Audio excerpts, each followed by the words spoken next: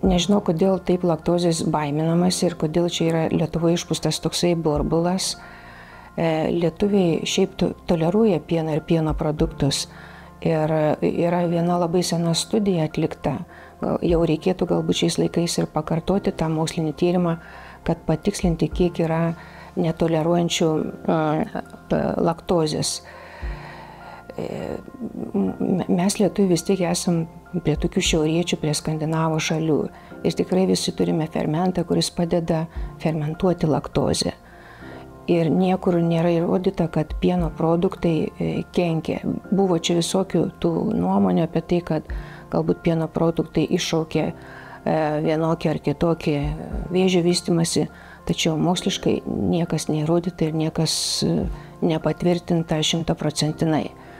Ir pieno produktai, ypač sūris, ar ne, lieka kaip ir pagrindinis, tai yra ir fermentuoti pieno produktai, turiu omeny pasukas, rūgpienį, jogurtą natūralų ir sūrį, tai yra kalcio šaltinis.